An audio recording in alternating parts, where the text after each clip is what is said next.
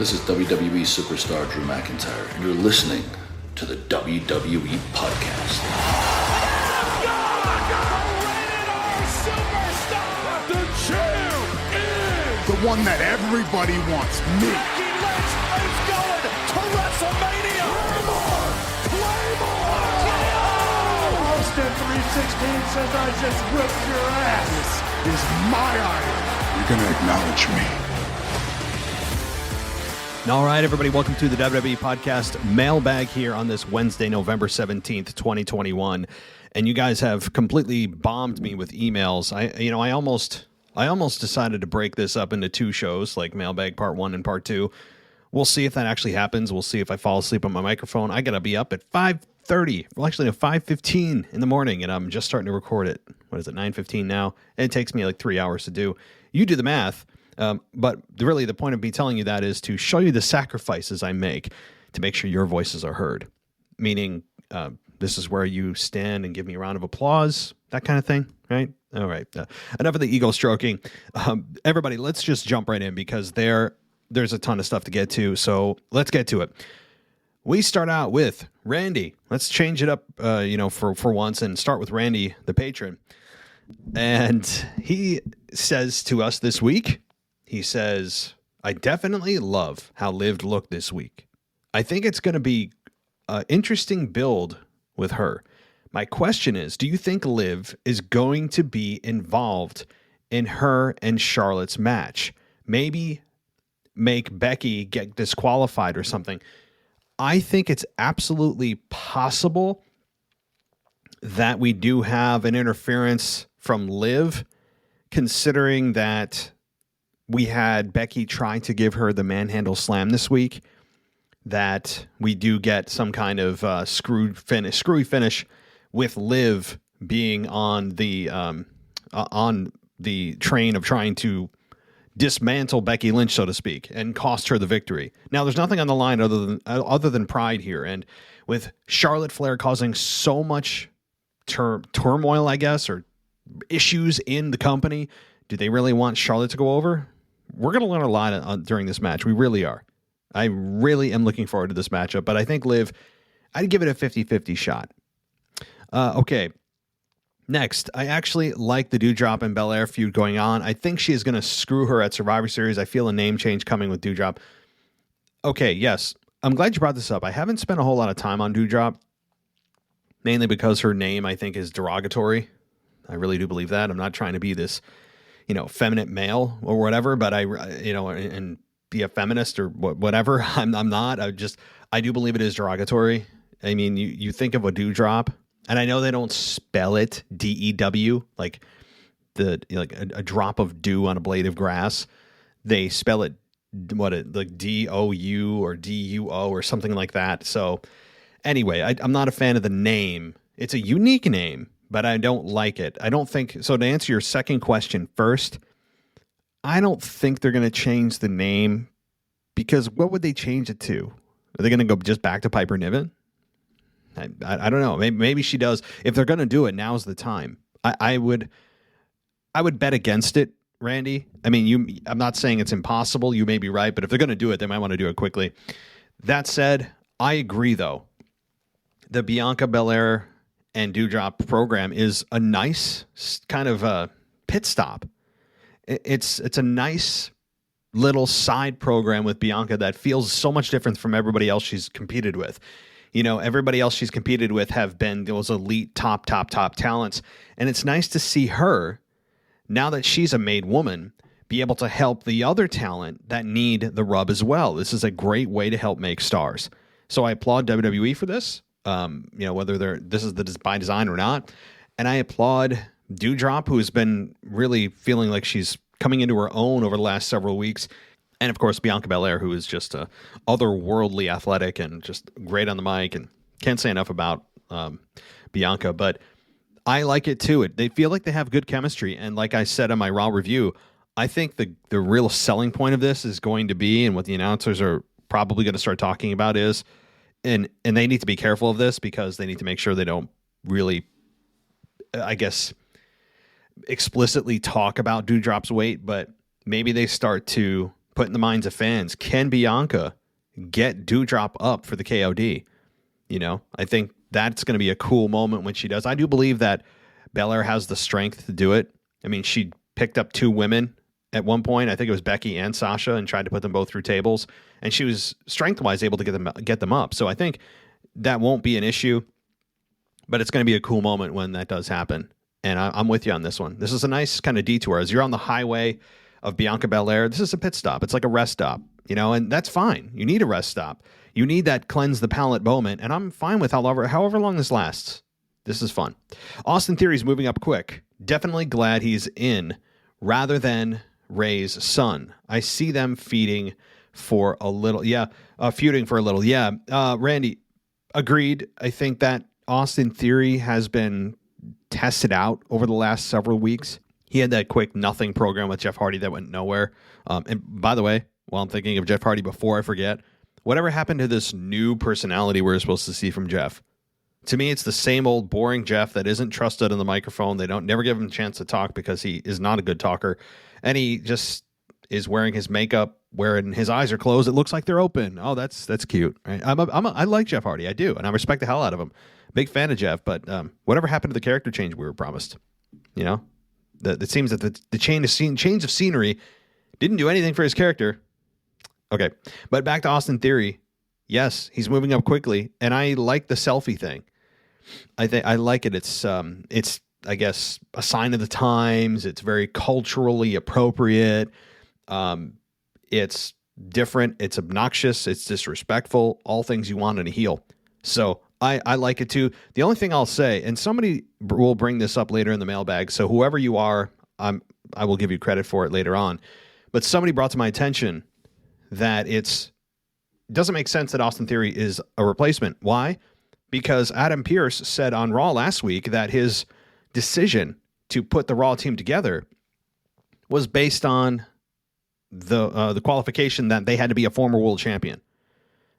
Fairly sure Austin Theory is not that. So that doesn't make sense. But maybe that's the point, or maybe they forgot, or maybe they hoped we forgot and don't care. Whatever the theory is, see what I did there? I think that it's still a fine move, in a match and in a pay-per-view that really means absolutely nothing. I think it's fine. And I'm fine with Austin Theory being moved into a more prominent position. And by the way, why does Adam Pearce care about either brand winning? He's running both shows. And every time he's on one brand or the other, he makes it like the utmost importance that team has to beat the other team. But yet you're managing your own team on the other side too. It's like you're playing chess with yourself. Makes no sense. But I don't know. Hopefully, honestly, this whole authoritarian figurehead program with Sonya Deville comes to a head somehow, some way. I always, you always look to the board of directors or Linda McMahon to save you. I remember anytime you saw Linda McMahon back in the late 90s, early 2000s, you knew immediately that the board of directors were being involved and that probably Stone Cold Steve Austin was coming back as some kind of authoritarian figurehead.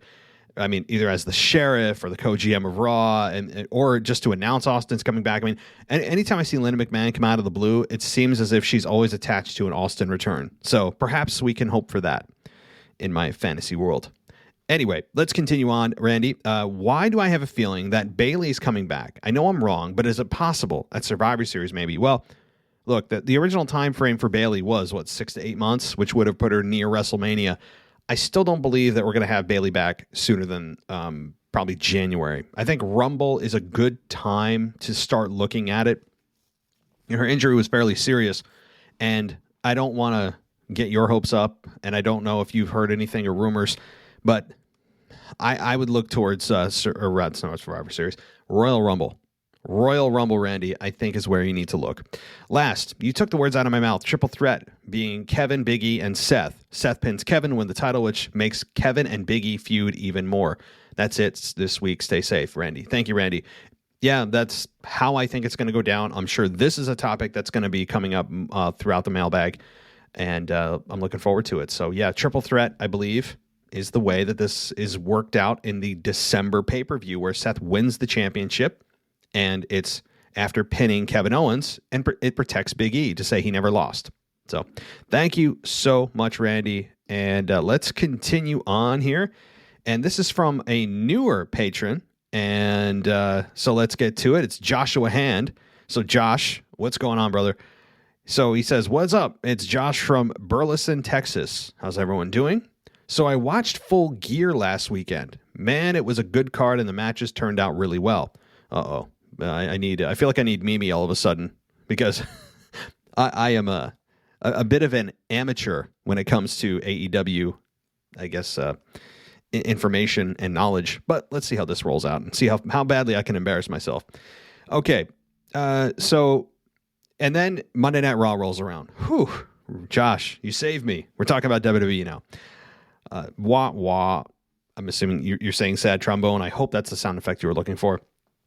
There were some really good moments, like Becky calling out Charlotte. Literally the only match I care to see at Survivor Series. Yeah, I kind of agree there. And I think the reason is it's just got a lot of real elements going on, right? I would think that's why. But so look, I do more ranting myself than I do out loud. But how was the main event of Monday night, Lashley versus Ray? Like, why? I fell asleep twice during it and didn't even go back to see it. Much rather have the Finn and KO match as the main event. Oh well, so why is Finn getting buried? I believe he has had 3 losses in his 3 matches, counting Crown Jewel. He could easily be the face of a company, and it's like they don't know what the hell to do with him somehow. Josh, you are preaching to the freaking choir when it comes to Finn Balor. And here, let me back up a couple of steps. When Finn Balor was in his original iteration, he won the Universal Championship. He's the very first Universal Champion. He had the infamous injury, and he kind of flummoxed around here and there on the main roster. I wasn't a huge proponent of Finn. I liked him. I thought he was a quote-unquote good hand, as they say. But there was something missing. Fast forward, he goes back to NXT, gets even better, becomes NXT champion, drops the belt, comes back, and he makes the statement that he is not the guy he used to be, and the old him would have smiled and just looked at the positive side, but the new him means business. And I think that it's like we're seeing the full version, the full capacity, the full potential of Finn Balor now. But you're right. Herein comes the problem. The company doesn't know what the hell to do with him right now. I mean, you have him lose now perpetually match after match. What are we doing? You're right. He could easily be the face of a brand as champion. No question about it. And I'm fearful that his moment in the sun was to face Roman Reigns. Yeah, he lost. And now he's just going to be kind of lost in the rest of the crowd. Or he, kind of sniffs the main event and goes back down. It's so weird what has happened to Finn Balor right now. And he is, I hate to say he's a wasted talent because at least we're seeing him on TV in really good matches. But it's weird that they don't have anything solid for him. And it's something that we can sink our teeth into as Finn Balor fans and maximize his abilities as a performer, not just in the ring, but on the mic. He's really good too. It is very frustrating, I got to say, in this kind of reborn Finn Balor. Okay, but I don't understand the Lashley Ray main event. I mean, you can't tell me that's an exciting go-home main event for the pay-per-view. But this, honestly, may have been the worst go-home show and build to a pay-per-view I've ever seen in my life. Out of every pay-per-view I've ever seen, this may be very well the worst, lamest, and most embarrassing build to a pay-per-view I've ever seen. I mean, think about it. They essentially didn't speak about Survivor Series until 2 weeks before the pay-per-view, where they were just like, oh, that's right, yeah, we've got these matches. Like they were trying to hide what the pay-per-view is. Well, they created it. They manufactured this brand rivalry that they could easily extinguish. Why do they continue it? Do they think it's a really good idea? If they thought it's a really good idea and the fans were really into it, wouldn't they have built it a lot more over a longer period of time instead of essentially just pretending they didn't have a pay-per-view until 2 weeks out? So nobody in WWE can tell me that it's a exciting night for fans. It almost seems as if somebody's paying them on the side millions of dollars to do this, even though the fans don't give a damn. Somebody on the side is paying them. It's the weirdest thing, and it's so frustrating every year, and it's getting worse year by year. So, and somebody did say, by the way, I think it might have been Michael Cole several times, that it's the one night a year that SmackDown and Raw go head-to-head. So a few weeks back, they said, oh, what's this? One time a year, champions of Raw and SmackDown go head to head. I was more accepting of that. Now they went back to their old phraseology of, well, yeah, that's a one time a year BS, Michael Cole. That's just flat out lies. Those are lies. I can spit chapter and verse throughout the year of times that SmackDown and Raw go head to head. I mean, do you want it? WrestleMania, many interpromotional matches, Royal Rumble. The Royal Rumble match itself is a SmackDown versus Raw matchup. The random times throughout the year that you get people inexplicably going from brand to brand, invading, but no one cares, and they have matches. They just get put into matches. Hell, look at this past week on Monday Night Raw. The Usos show up with no explanation. Nobody cares. Nobody makes sense. No, in fact, they get rewarded with a matchup by Sonya Deville. So I don't want to hear this nonsense that it's the one time a year. Okay, see, that's such a trigger for me. Okay, Josh, let's continue. Seth has been great since he came back from quote-unquote paternity leave. Wish I got that for my first child or the next one coming in May. Well, congrats, brother. Yeah, I just had my second, so all hands on deck. That's all I got to say. And enjoy your sleep if you're even getting any now with one.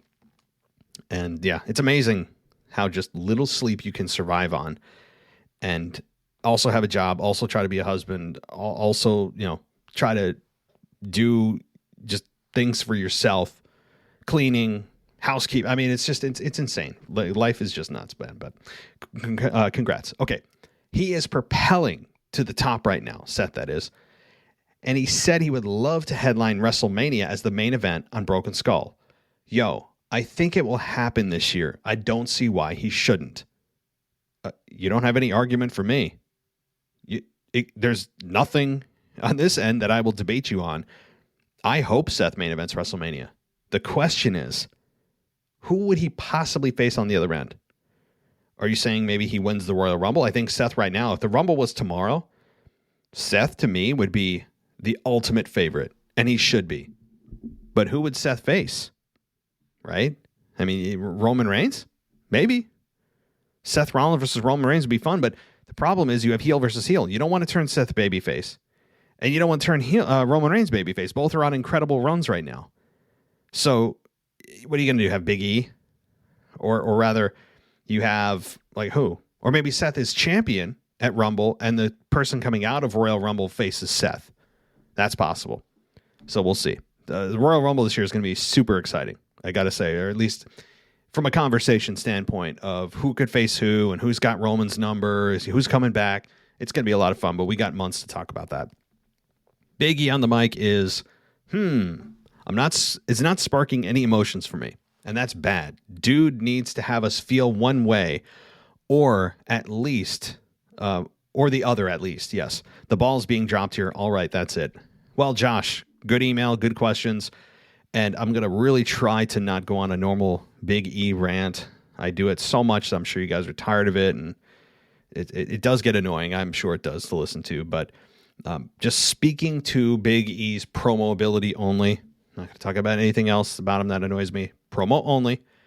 Yeah, the guy, I will give him this.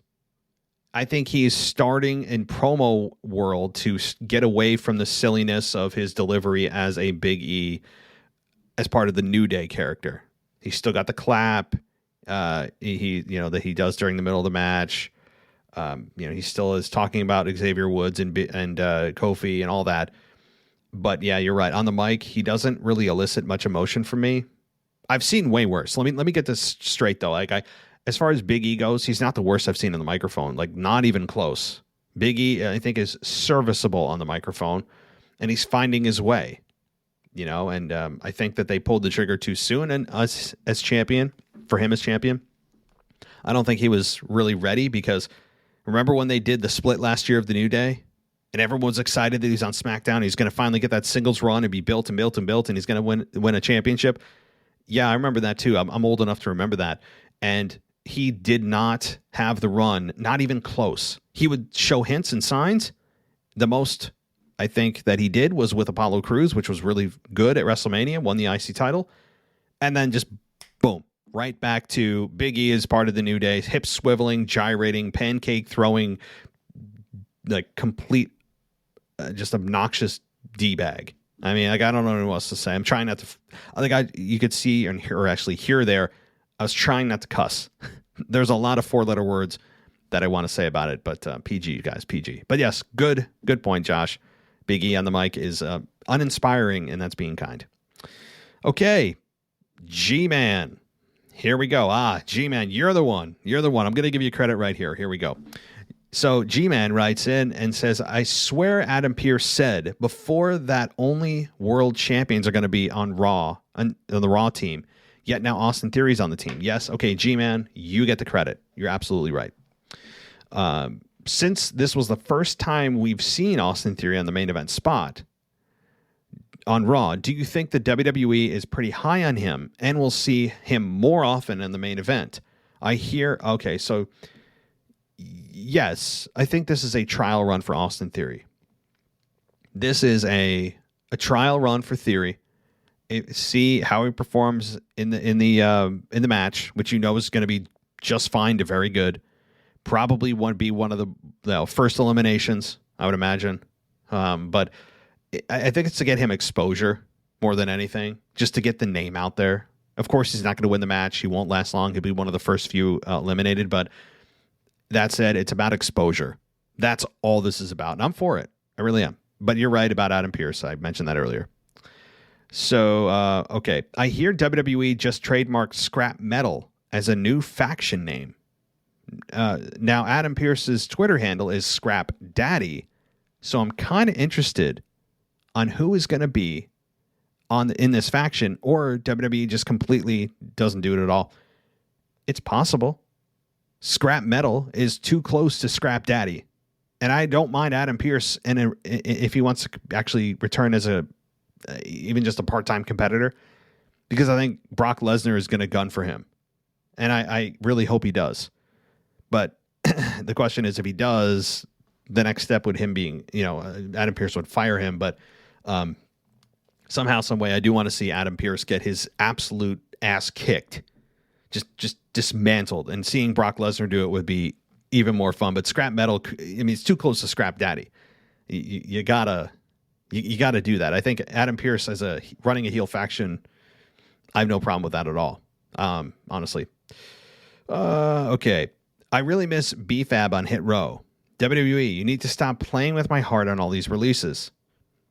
I mean, I don't know what to say about the releases anymore, G-Man. I don't know what to say.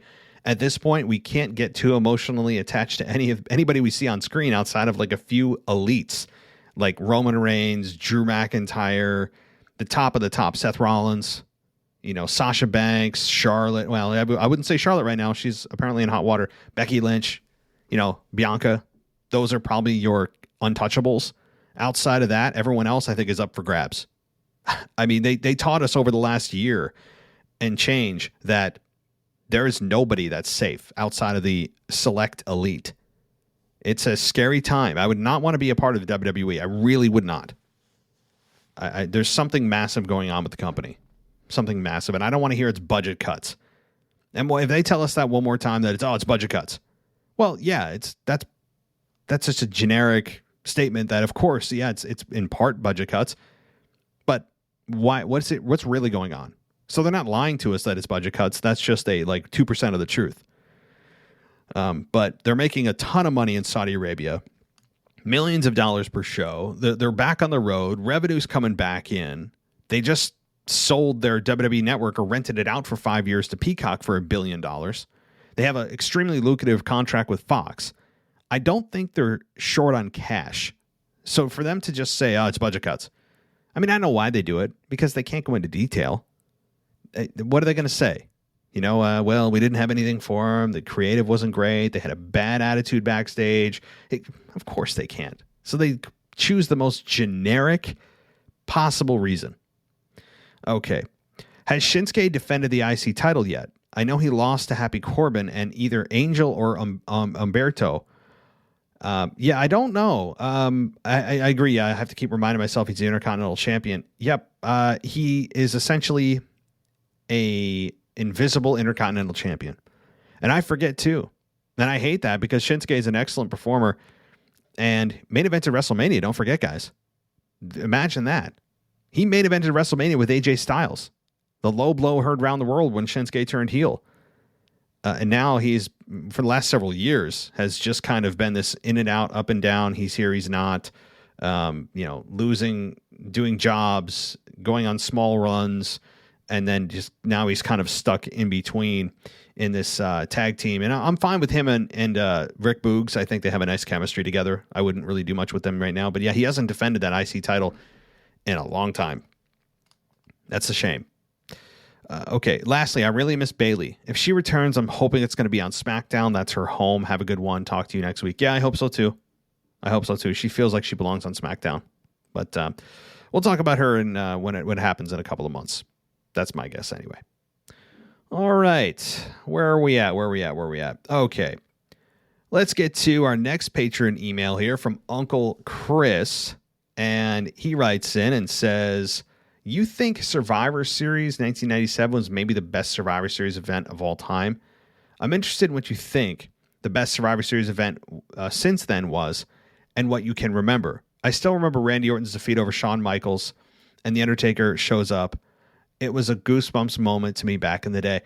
Okay, so here is just off the top of my head, because this is what pops into my mind when I'm thinking of Survivor Series really good moments, great moments. A few, actually. I agree that 97 was memorable. I don't know if it was the best Survivor Series event of all time. I think it's remembered for one single event, and that the Montreal Screwjob. That is the singular biggest event, maybe the biggest event that ever took place in professional wrestling, at least up to that point, and arguably maybe ever, because it blurred the lines between reality. It pulled back the curtain on a product that still protected kayfabe to some degree.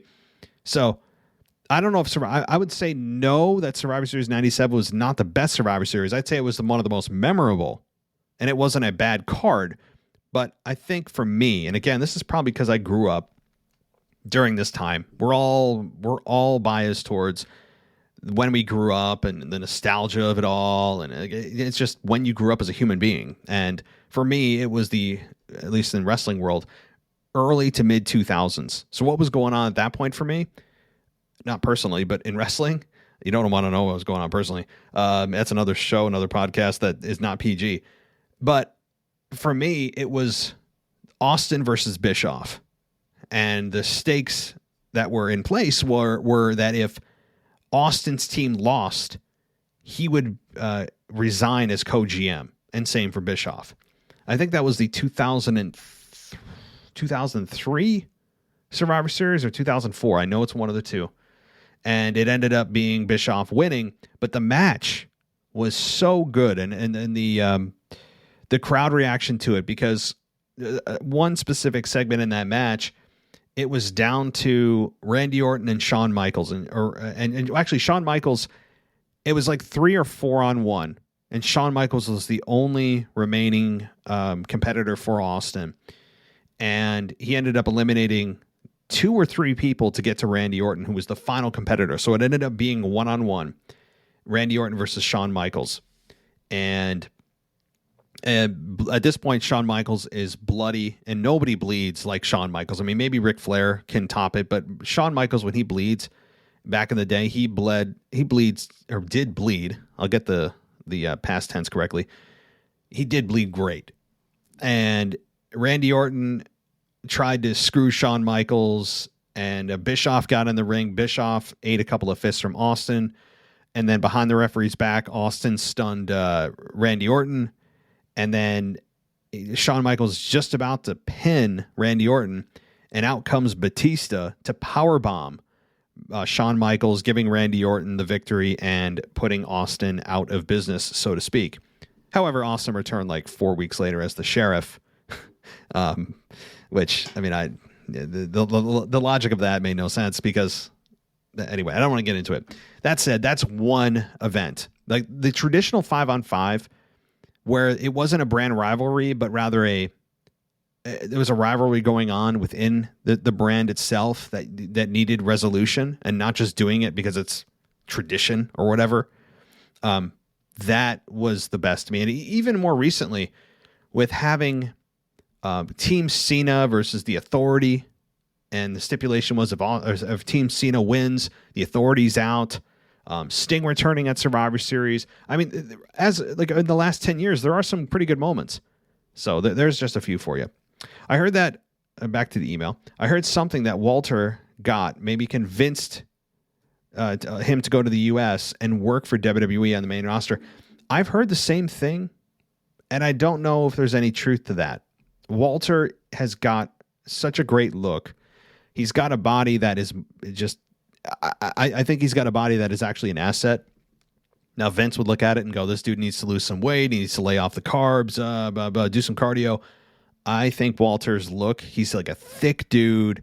He looks like he is a legitimate badass that you would not want to mess with. I'm a big Walter fan, but as far as him coming to the U.S., I hope so, because for the longest time, he made it very clear he has no interest in it. But I hope so. I hope the NXT UK transfers him to the US. I really do. I hope something happens there. But he is an absolute wrestler. Maybe the fans would love him for that. But is he enough, or is this enough for the main roster? Hell no. But if he does it, they will ruin him, and then I'll lose my hope. Well, I would agree that there's a good chance that they screw up Walter. Why? And I'm not trying to be pessimistic. I'm looking at historically how WWE has handled the NXT talent coming up, and it's not great. WWE does not have a great track record, and having Walter even just start at least in the NXT 2.0 in the United States, start there, show up, maybe be an entrant in the Royal Rumble. But I'm hesitant. Anybody that's doing great in NXT, I'm hesitant to see them on the main roster. Not just because sometimes they screw up the transfer, and they don't know what to do with them, and Vince thinks he needs to fix them when they're not broken, but rather just their livelihood. Their livelihood sometimes is on the line, where you see people come up, it doesn't work, and they get fired. Right? So, okay. Rachel Gonzalez, especially Dakota Kai, are awesome women for the main roster, but now I'm scared for them. Yeah, see, Chris, I'm telling you, it's exactly right. Matt, sorry for my low interacting of your show. I'm a quiet listener, and maybe the show from Sunday to Monday at the end of the November break, or end of November, helps me to break out like my own German podcast. I do. Cool. Well, I wish you being happy in life, much health for your kids and wife. Thank you so much, brother. And yeah, look, by the way, guys, I think I gave you my schedule earlier, but the co-hosting chart or the schedule, Chris, the guy that you just heard the email from, it's a patron of the show. He will be coming on the show as a co-host next Sunday. So not the review show for Survivor Series, but the following Sunday, which is like the 28th or 29th, whatever that 28th-ish day is. So get ready for this really fun show in just a couple of weeks. So, all right, let's keep going. And I know we got it. I'm not going to miss it this week. We've got none other than Mr. DJ Kuzmo. Guys, it's time to get into the DJ booth.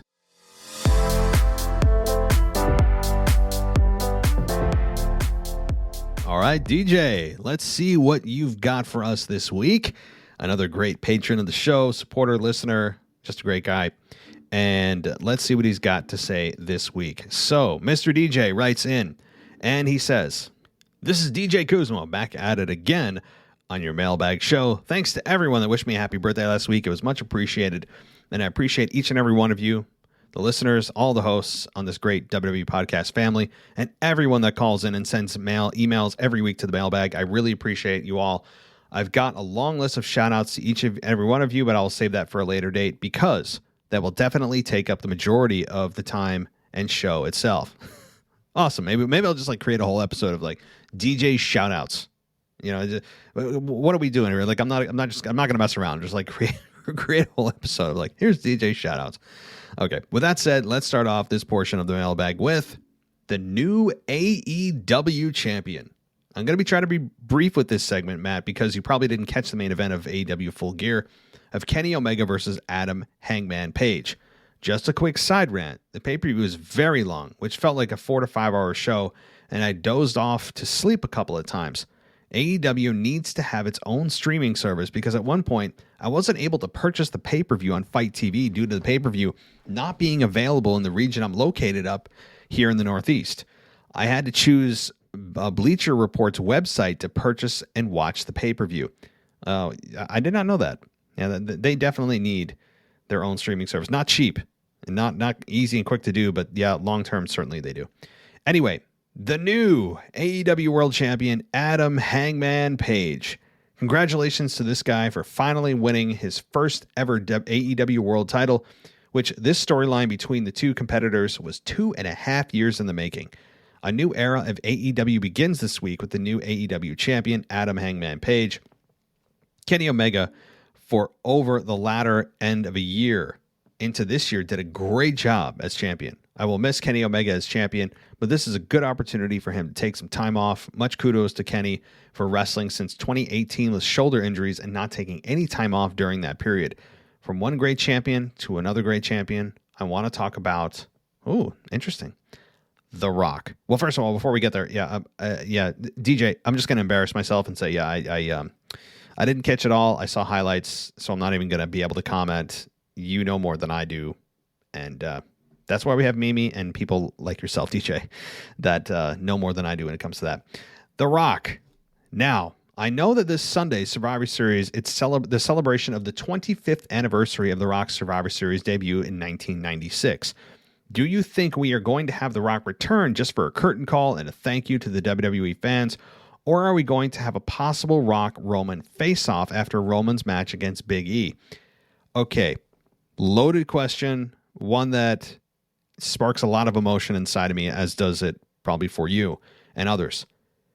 There is a real possibility. Now, could the information coming out that, WWE is actually looking to next year, it's in Hollywood, The Rock has a movie schedule, filming date that overlaps with WrestleMania, he can't do this year. Could that be just misinformation intentionally put out by The Rock or WWE? Yes, it could. It could intentionally be that, so fans don't expect this to happen, because we have been circling the date of Survivor Series as The Rock's return for many, many months, since early 2021, that we've been talking about this, even maybe beyond that. Maybe like a year ago, I think we were talking about this, that next Survivor Series could be the time. So this has been on the calendar for a lot of people, including myself.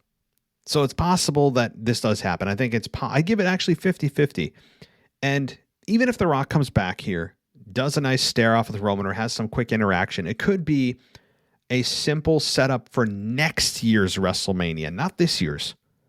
So if they truly can't do The Rock Roman this year, then perhaps it's just going to be a small seed they plant for, 16 months in the future now with WrestleMania 39 in LA? I think it's very possible. And it's a nice round number of 25. It's in Brooklyn. A big, big fan base, solid fan base, hardcore audience there. It's possible. I wouldn't say it's likely. I'd say it's possible. With that said, The Rock has been has had an illustrious career of character development from his debut in the fall of '96 all the way until his final bout as the WWE champion in 2013. Here's a list of the many faces of The Rock that I've comprised from whatculture.com. Well, cool. Yeah. Let's get to it. The infamous Rocky Maivia, the Nation of Domination. I'm assuming this is in special or sequential order, and it looks like it is. The Corporate Rock, the People's Champion, at one point WCW Champion Rock, the infamous Hollywood Rock, the part-time WWE Champion Rock, and the Special Guest Rock. Yeah, that's exactly right. What is your favorite version of The Rock, and what stood out to you about that version? Well, I mean, the most popular version of this was clearly the People's Champion, the fourth iteration. That's the one that stood out to me the most because that's when he was the hottest, the most successful. He was working with Triple H, had an amazing run with Triple H. Stone Cold Steve Austin, of course, The Undertaker, Kane. I mean, just go down the list of a who's who. So that to me was the most successful. What's my most favorite? I enjoy Hollywood Rock because he's such an arrogant jerk about going to Hollywood, and when the fans turned on him organically because they felt that he abandoned them, The Rock as heel Hollywood Rock was fun. I gotta say, I don't know if it's my favorite. It's hard, but that's a hard question, DJ. I think the heel version of The Rock Hollywood is my favorite. Not the corporate Rock, but Hollywood Rock is my favorite. If you're talking about pure babyface side of Rock, of course, the People's Champion. Because the Rock we get now is kind of like just Dwayne playing the Rock. Doesn't feel like the Rock anymore. And I understand why. The Rock is doing his thing, making millions and millions of dollars. So for him to feel like true Rock again is hard. You know, it's more of just Dwayne playing somebody he used to play. Excuse me. To me, since I started watching WWE, WWF for a brief moment at the tail end of the Attitude Era, late 99 to 2000, then into the Ruthless Aggression Era, I enjoyed the People's Champion Rock, the dark shades, the colorful shirts, the charisma, the confidence that oozed out of his voice every time he cut a good promo. And he was the perfect yin to Stone Cold's yang.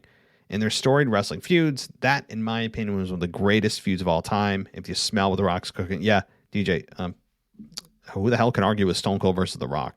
I mean, the answer is nobody.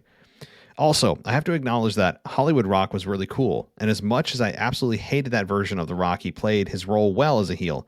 That he was full of himself. I loved the chanting and hearing the crowd say, Rocky sucks, Rocky sucks.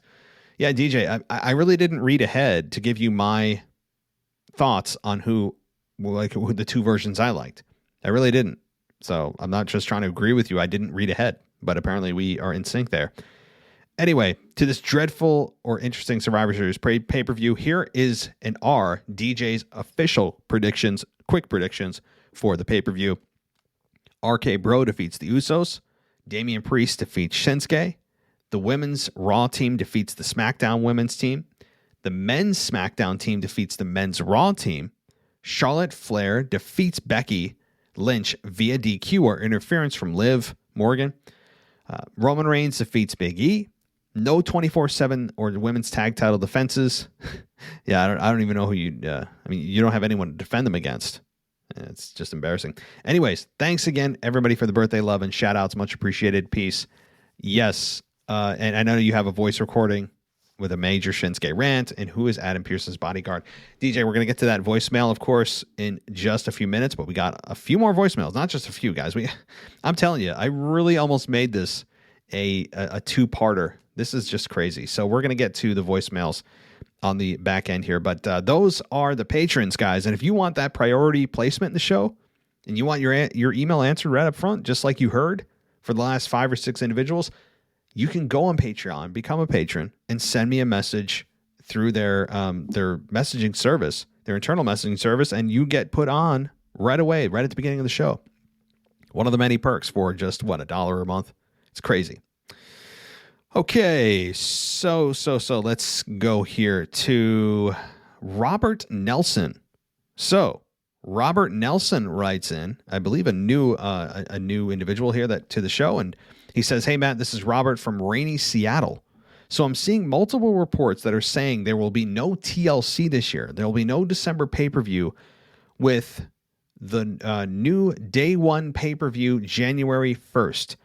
So, with Survivor Series being champ versus champ and there being no December pay-per-view, do you see any titles changing hands before the year is up? That's all for now." No, I don't. And I know that WWE, well, first of all, Robert, thank you for writing in. I don't see that happening. The fact that they're not putting a December pay-per-view on their schedule for the first time that I can remember ever speaks volumes about how they view December. And understandably, because a lot of times December is the forgetful month where it's the silly holiday shows, people throwing each other into like presents, and they have the terrible promos about, making the analogy of, I'm going to give you a gift, which is essentially saying, I'm going to kick your ass, right? It's the same tired stuff we see every year.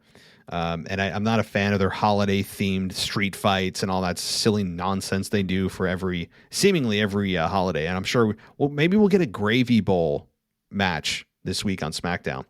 But that said, no, I don't, because that's telling us their message to us is, since they love sending messages so much, that they don't value December. They know December is stacked with Christmas, and people just are trying to live their lives, and everyone's busy in December. It's the end of the year. People are traveling.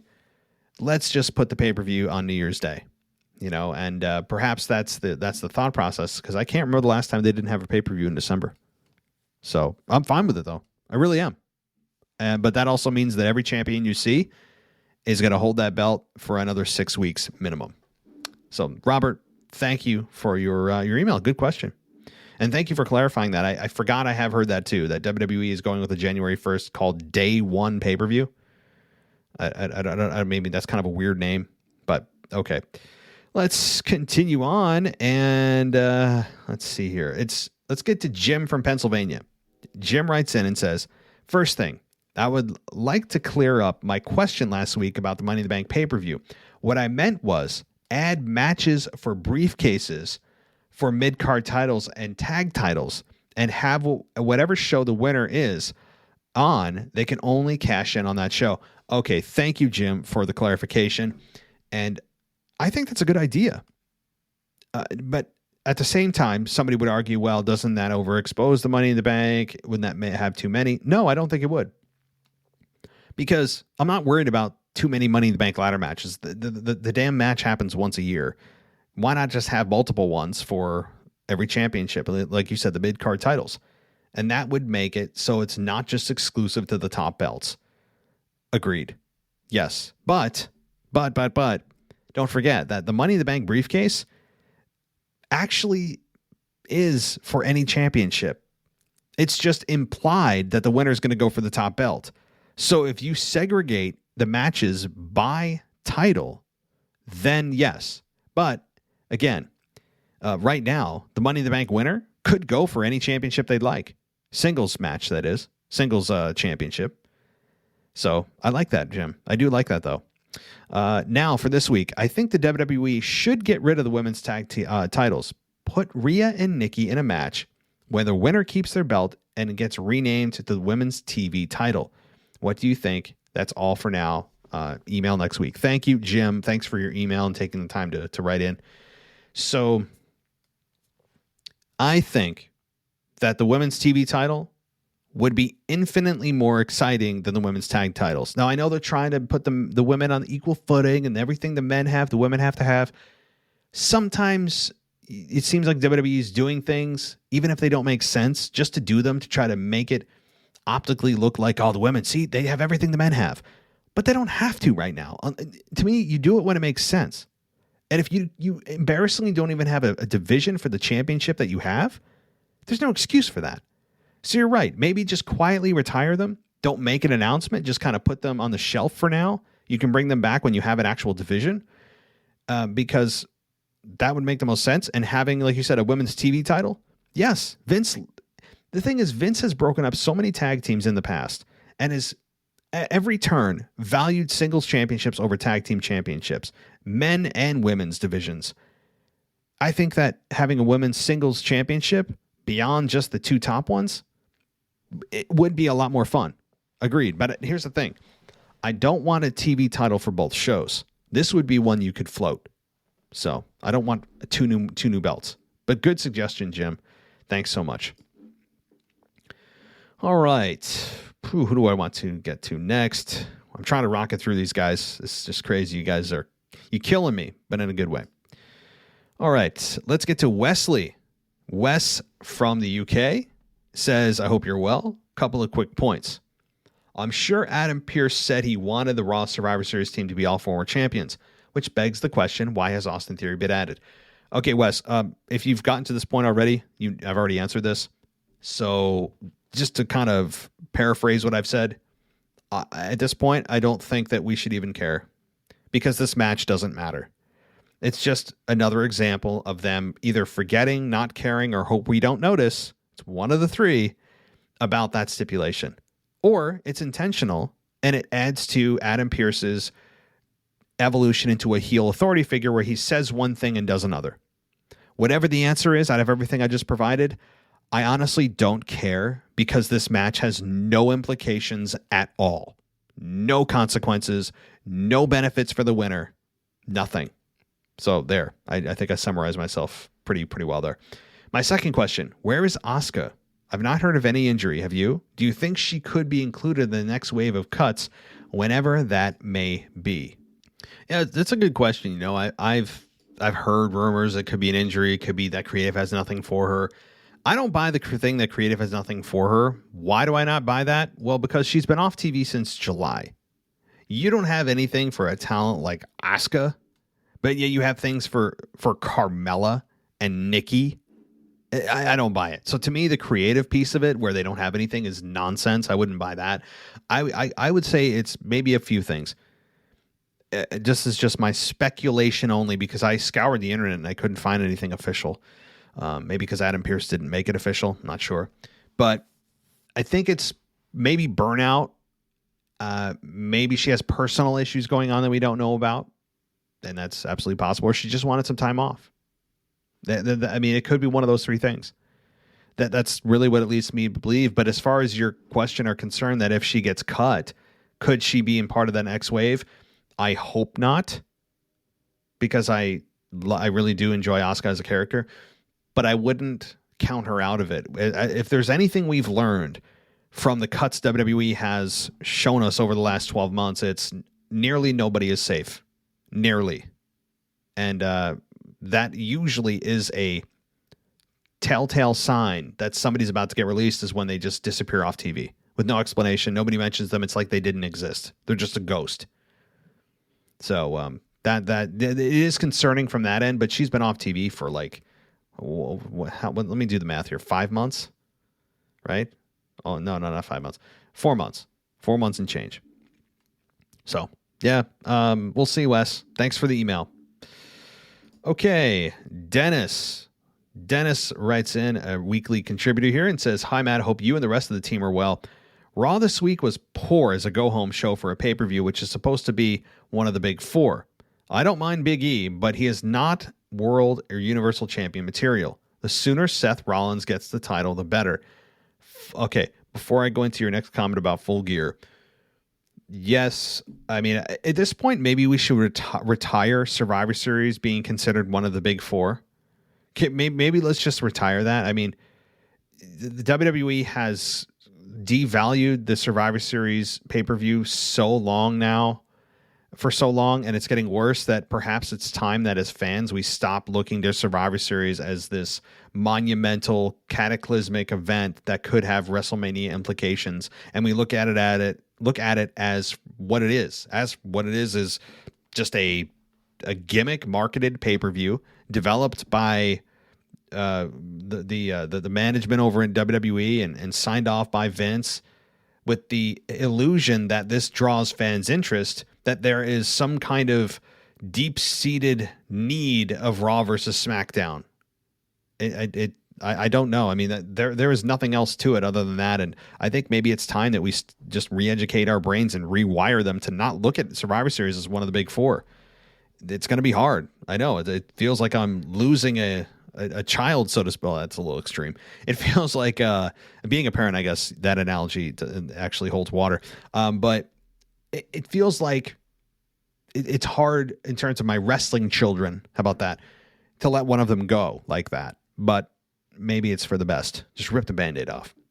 Full Gear was a good pay-per-view, a bit long, but very enjoyable. MJF versus Darby and Punk versus Kingston were outstanding matches. RIP NXT 2.0. Well, yeah, I mean, NXT got its ass kicked by AEW. That's why they moved. They'll never say that's why they moved their day back, but that's why they moved. They were getting killed in the ratings. And here's what I'll say about AEW. This is the one thing I can say. MJF versus Punk. Can we get to that? How good are those promos going to be? Ooh. Thanks, Dennis. Thank you so much. And yeah, the go home show was lame. I've covered that. I'm sure I'll cover that again. But the go home show was just it wasn't a go home show. I will say that. Okay, let's see here. We've got more here. Let's see here. So we've got Dennis. This is a different Dennis. Dennis McGinley writes in and says that he's looking for. Oh, he wants to get a hold of Michael Ritter. Okay, Dennis. Hopefully you're listening to this. Yeah, I will give Michael Ritter your email. You provided it to me, so I'll get a hold of him and send him your email. So hopefully that will help. And as far as you have a comment about the week in review that I did with Amanda, and at different times it was hard to understand what Amanda was saying. So I think it was the connection either on my end or her end, and it seemed to fade out for like a few seconds every few minutes, but then come back clear as day. So I don't know. I think there was some kind of connection issue that, you're at the mercy of technology, and I didn't want to stop the podcast, because in general you can hear about 95% of what was said. So no, I don't know. I'm not pointing fingers. Who knows? I mean, Amanda's always fun to have come on, but agreed. Is this a slow heel turn for Xavier Woods? Do you think Xavier will pull away from the New Day drama? I'm not a fan of the King Crown thing WWE does with it. What are your thoughts? When are the WWE going to break up the New Day? The Big E and his hip wave thing, I think, should go into the garbage. So if WWE doesn't do a pay-per-view in December, what's the next one coming? As you heard, Dennis, it looks like day one on January 1st is going to be the next pay-per-view. That is the rumored, the latest scuttlebutt, if you will. So the whole thing with the New Day, let me just kind of lump this into one thing. Do I think anybody turns heel or breaks up?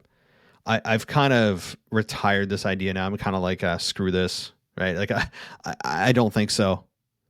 I don't think it's going to happen. I don't think Vince has the guts to do it. And that's really it. And that doesn't mean that Xavier can't split off on his own and have a singles career, maybe even become WWE champion.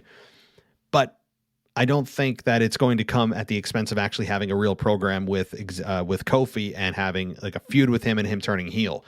I don't think that's going to be the case. Maybe they just quietly kind of separate and Kofi says, it's time for you to do your thing, man. I've had my run. Big E had his run. So that's probably what's going to happen. But yeah, I mean, I'm not even getting into Big E. I will get myself into a tizzy as always. But that's what I think. That's what I think. But here's the thing. Just when I didn't think WWE was ever going to turn Roman heel, what did they do? Right when you take your eyes off the road, sometimes they do railroad you in a good way. So thank you, Dennis, so much. And let's get to, I know you sent several more emails here, but no, that's actually it. So let's actually jump to Instagram, kind of get off my my Gmail account here and go to Instagram. We do have a couple of messages here. One of them is from, Owen. Here we go. Man, my life is busy right now, but I've brought 5 minutes out of my day to write into this show because I know my emails are the main reason people are listening. I'm the OG on the main event. I am, to quote the Usos, the one. I've always been the one and only heel, and on this show, this is my show. So to the phony heel who wrote in last week asking for me to have him team up and go against Mr. Casual Wrestling Fan, get off my turf. Anyway, another week, another 50 heel turns. Matt, before you correct me that it's called hyperbole to emphasize and exaggerate my point, as I'm aware, there were not 50 heel turns this week. I'm sorry to the listeners, but Matt can be a bit slow sometimes, so I have to dumb it down for him so he can understand. When you admit the big ending is a pretty good finisher, I'll speak to you like the grown man again.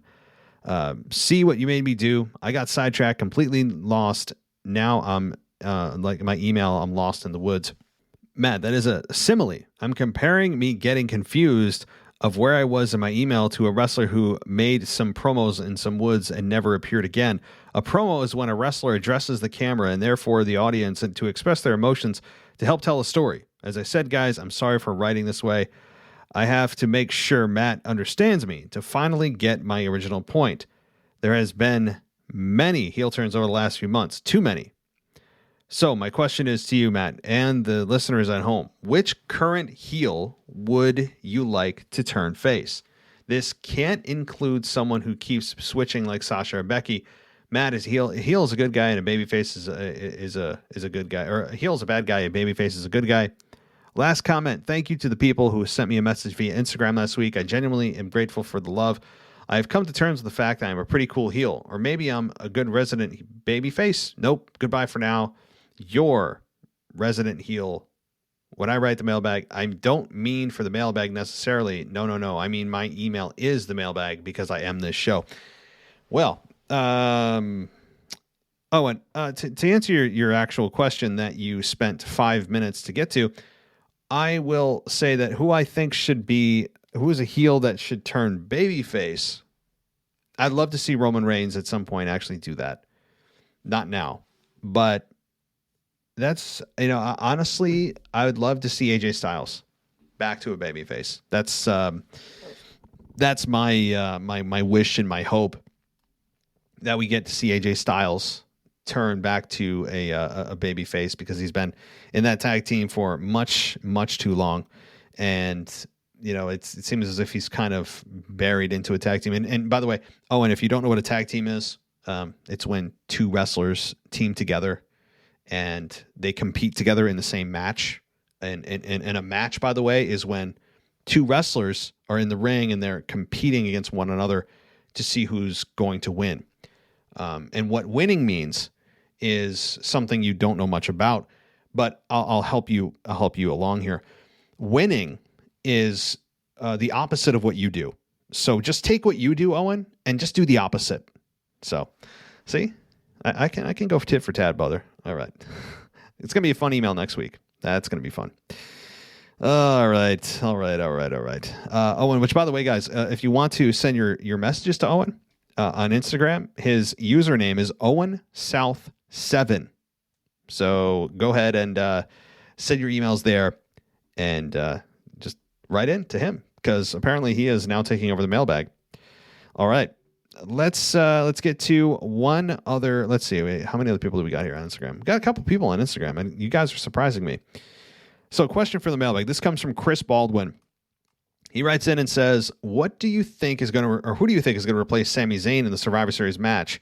And also, did you hear the crowd pop for Jeff Hardy? Do you believe they kept the right person in this match? Personally, I love the reaction to Hardy. He's one of my favorite." Yeah, that reaction for Jeff Hardy was really, I hate to say surprising, but given everything that WWE has done over the last several months with Jeff, it was a bit surprising. Norfolk really, really killed it when it came to the interaction with the crowd all week, or all night. It was a lot of fun to hear them, and they gave Jeff a lot of love, probably the most he's had since he came back. Okay, so who is going to replace Sami Zayn in the Survivor Series match? Let's see. I'm looking through the roster now because perhaps Kofi Kingston, a returning Kofi Kingston, maybe. That's my guess. I'd say Kofi Kingston, or if you're going to go with a heel, I'm going to say Jinder Mahal. It's not super exciting, but that's really all you can do. Or Sheamus. You can do Sheamus. I think Sheamus would be a really good replacement, actually. So, thank you so much, Chris, for the question. And let's see here. We have Braden. Braden writes in on Instagram and says, "Hey guys, all the way from Australia. Just recently signed up to Patreon." Oh, brother, you're on Patreon. If I had known, I would have, of course, put your question up front. So my bad, Braden. By the way, in the future, send your message if you can through Patreon. That way I know that you're up front. Okay. So Braden, newest patron of the show, and says that, well, first of all, he's loving every minute of being on Patreon. Thanks for the plug. And every minute of it, just a quick question. What are your thoughts on WWE having its draft after Survivor Series so they could potentially build off the heat they had during the match? Hopefully I made the cut for the mailbag. Okay, Braden, yes. I think the draft is done as they're trying to line themselves up with all the other seasonal shows that have their premieres in the early fall. As everyone knows, most shows end in May and come back in September. And they're trying to also follow suit with the traditional structure of an episodic TV show. But the thing is with WWE, they don't have an off season, as they will tell you any chance they get, and they're very proud of that. They don't have an off season. So why are they doing a season premiere when they don't have an off season? I don't know. But they're trying to compete with Monday Night Football, keep things fresh. Again, following all the other shows that have their season premieres. But I agree that the timing of it is a little weird. I would possibly move it to what you're saying too. So thank you, Bradley. Thanks for the support on Patreon. And again, send me the message through Patreon if you can. That way I know to put you up front. All right, that's the extent of Instagram. And by the way, on Instagram, guys, you can follow us at WWE_podcast. We're also on TikTok. Yeah, that's right. We're on TikTok, and we're slowly growing a follower base. I'm starting to understand TikTok a little more. Our views are, a couple thousand to 5,000 views per video, so not bad for just starting out. But that said, join us on Instagram, or rather TikTok, at the WWE Podcast. So, a little plug for TikTok. All right, let's get to our next email here. We don't have too many more emails, I promise.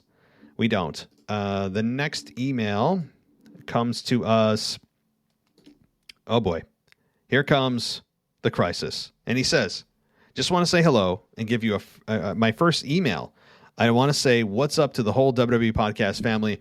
And I want to give a big shout out to the new and international members. I almost thought you said Intercontinental Champion. I don't know why.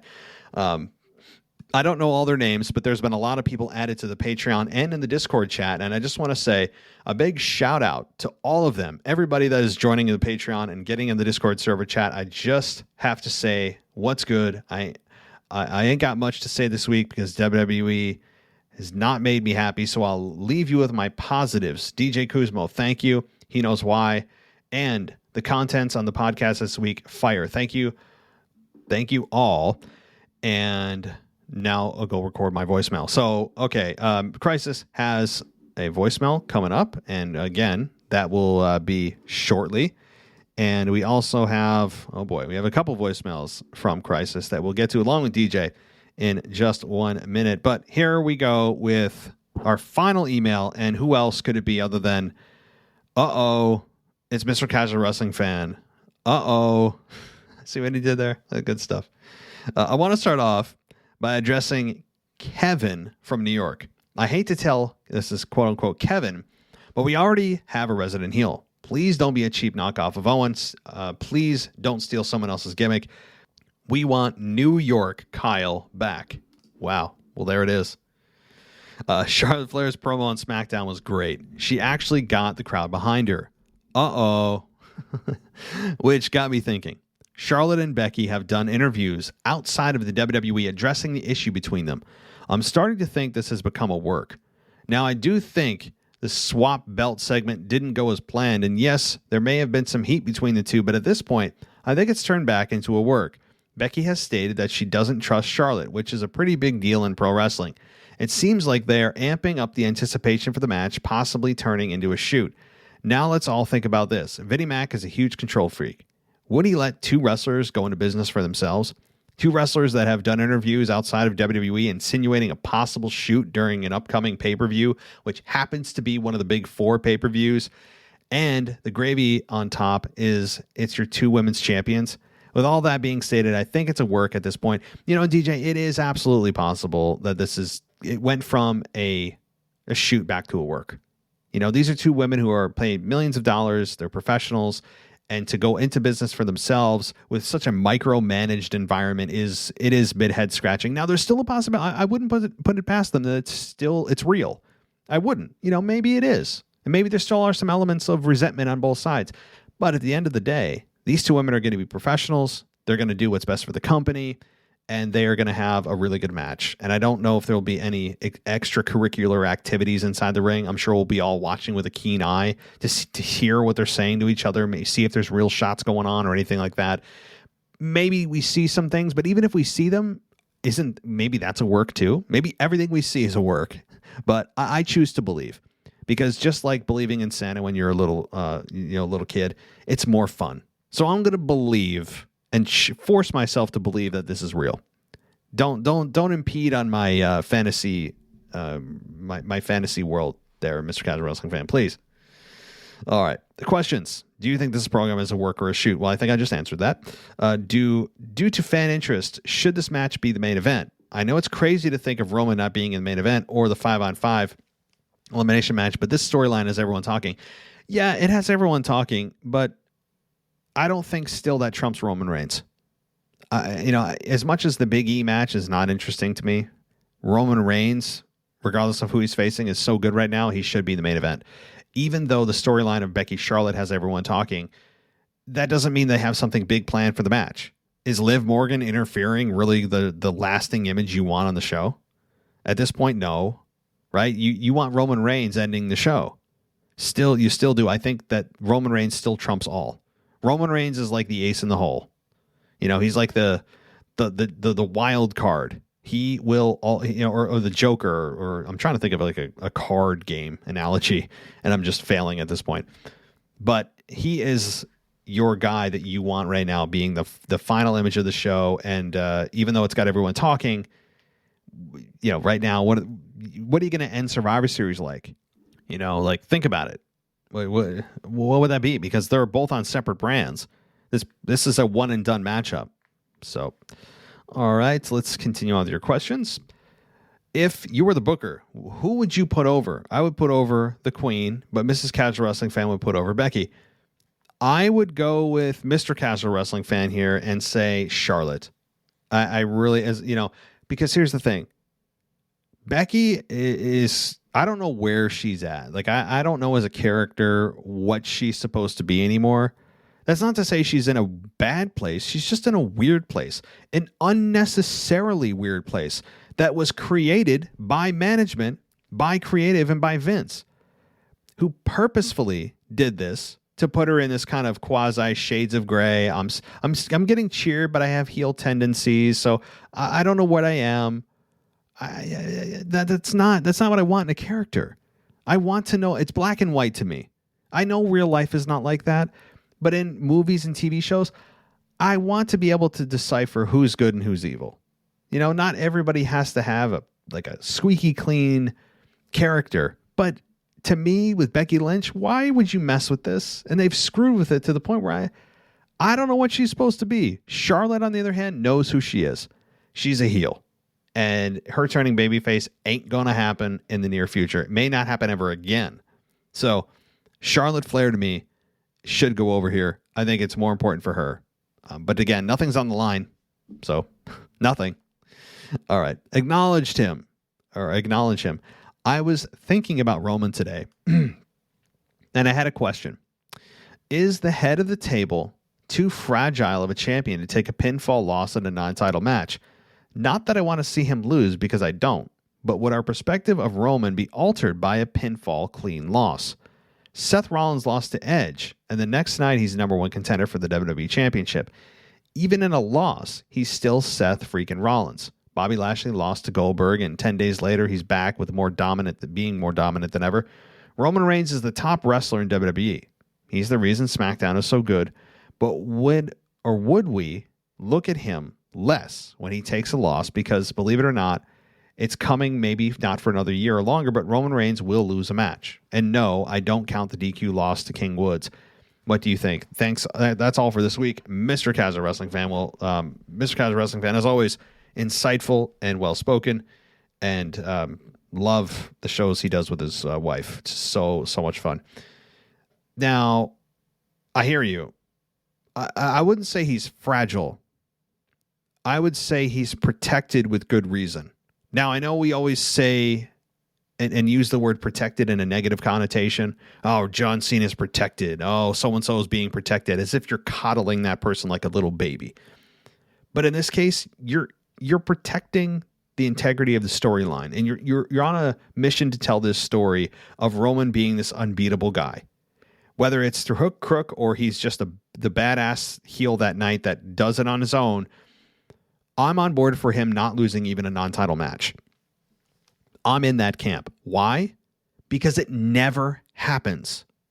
It never, ever happens. Those examples you gave of Seth and Bobby Lashley and Goldberg, those are good examples of losing clean, but then bouncing back in and having no problem. But what if we didn't even do that? What if we got to a place where Roman is not even losing non-title matches? And like you said, the DQ loss, last week's SmackDown to me was the first misstep that WWE has had with the Roman Reigns character since its inception. But I don't think that you want to mess with this Roman Reigns momentum at all. And what would it look like? What would the fans, how would they react once the narrative is being shoved down their throat that he hasn't even lost, or rather he hasn't been pinned or submitted? They should probably preface it by saying that, because the DQ loss, somebody will point that out and say, well, he did lose. So they should drive it down our throats, and maybe even in his promos and Paul Heyman, where they should mention fairly regularly that Roman Reigns has not been pinned or submitted in X number of months or weeks or days. Why not? Because that never happens. Never. At least not for a long period of time like this. So I'm on board for what WWE's doing if they continue down that road. I wouldn't say he's fragile. Fragile would imply that one little thing will put him off track and his character is going to be shattered. I think it's protected is maybe a better way to look at it. And so thank you, Mr. Casual Wrestling Fan. Looking forward to maybe bringing you on the show. Maybe we can have a dual show of some sort. We'll talk. It's really fun having you on. So, alrighty. Well, mercifully, and I mean that respectfully, but I'm ready to kind of listen to you guys. It is time for your voices, to hear what you have to say, and enough of my silliness. But of course, as promised, DJ Kuzmo gets the baton, and let's see what DJ has to say this week. Hello, WWE Podcast World. This is none other than DJ Kuzmo, back at it again on your Mailbag show, recorded to you live once again on a Tuesday evening. And first and foremost, I want to give a shout out to each and every one of y'all that sent me birthday wishes on my birthday last week Friday. I appreciate each and every one of y'all, all of y'all that hit me up on Instagram, everybody that hit me up in the Discord chat and on Twitter. I appreciate the birthday love for the birthday boy here. And I'm just going to continue celebrating this birthday for the rest of this month, because November is one of my favorite months of the year. But now we are finally just a couple of days away from Survivor Series. Can you feel the excitement, folks? Can you feel just the passion and the pageantry of this godforsaken exhibition all-star game of a pay-per-view? And now we have some incoming matches. We now have our tag team going against our fellow tag teams of the RK Bro versus the Usos.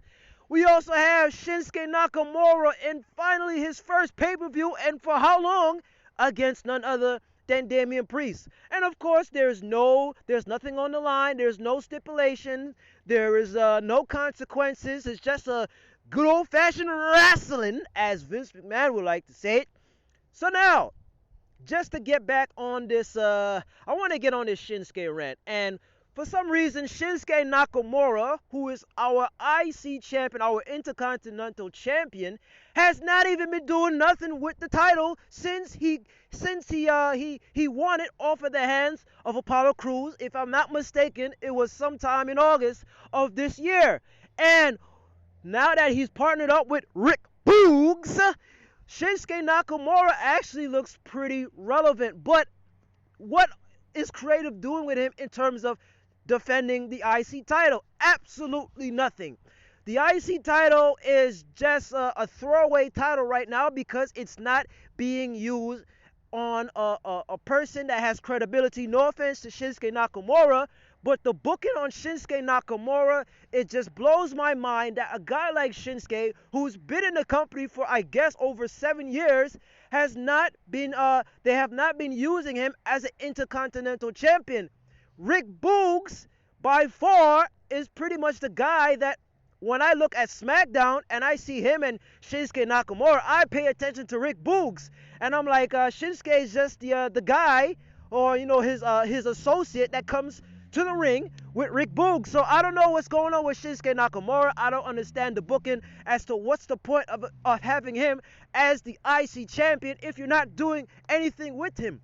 Granted, of course, he's in this godforsaken Survivor Series matchup against Damian Priest in a match that doesn't mean a damn thing. But right at this point, Shinsuke Nakamura, I'm going to call it, guys, he is the worst Intercontinental Champion that we probably have seen in a long time, and the booking just terrible. I mean, you have a title on this guy. He doesn't even have a title defense on SmackDown. The Intercontinental Champion, the title itself is a workman's title. It's supposed to be defended on a regular basis. It's supposed to be defended on a pay-per-view basis. When was the last time we even saw that this title was defended at a pay-per-view? I can't remember seeing this title be defended on SummerSlam. I can't remember this title being defended on Extreme Rules. I can't remember a time when Shinsuke Nakamura had a title defense at a pay-per-view. Now, going forward, I don't know what's the next move for Shinsuke Nakamura in his title defense, but something's got to change. And if it means that they're going to eventually take the belt off of Shinsuke Nakamura, I hope it probably does happen sooner rather than later. And just a cross-reference, did y'all remember when none other than Asuka, our Raw Women's Champion, when she was champion, what did the creative do with her? Absolutely nothing. And I'm seeing the same thing with Shinsuke Nakamura. Now, granted, they're both international superstars, but come on. You didn't do anything with Asuka, and you're not doing anything with Shinsuke Nakamura? Come on, WWE. Wake up and smell the damn coffee. He is your Intercontinental Champion. Put some damn title defenses for this guy. If it has to be on free TV, whatever. But at least let's see Shinsuke Nakamura defend his title on a monthly basis. Now, granted, I love Rick Boogs. I love the whole aura about this guy. And hopefully this guy going into the near future is going to be a future champion. But right now, Shinsuke Nakamura, we need to see more of Shinsuke defending his title.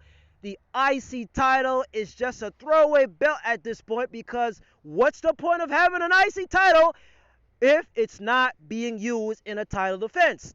So, just to kind of come back out of this rabbit hole of a deep rant about Shinsuke Nakamura, I want to also talk about what potentially might happen this coming Friday on Smackdown. I don't know if you guys saw last week that Adam Pearce recently hired a bodyguard, and this guy, I've seen him on NXT 2.0. His name is Von Wagner. It seems like Vince McMahon is very high on this young man. I don't know how old he is, but he looks kind of old. But I don't know. I'm throwing it out there into the universe, guys, that Von Wagner, Adam Pearce's bodyguard, I don't know why Adam Pearce needs a bodyguard, but that's another rant for another time.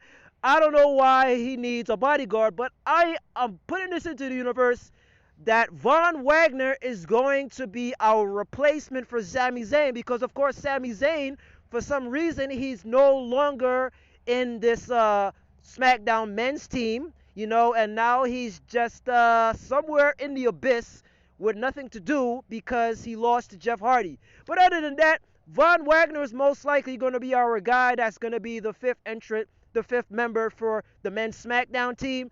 I'm thinking probably Xia Li might be the fifth member for the women's SmackDown team, because it seems very heel heavy.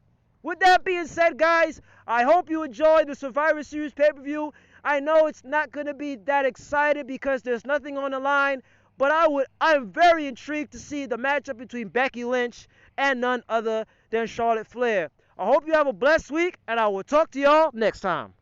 Hey, DJ, brother, again, thank you so much, as always, every week for contributing. And I know next week you may be taking a little time off, and we'll miss you, but it's Thanksgiving week next week. We'll still be here, and we'll still be recording shows, but yeah, I'm sure you and others will be preoccupied with family and friends. So yeah, your point about the IC title, I mean, I brought this up a couple of times already in the show, but the IC title has been forgotten, and it's not just disrespectful to Shinsuke Nakamura, but it's also disrespectful to more importantly, the championship themselves. The championship should be bigger than any one individual, and it is in this case, and it should always be.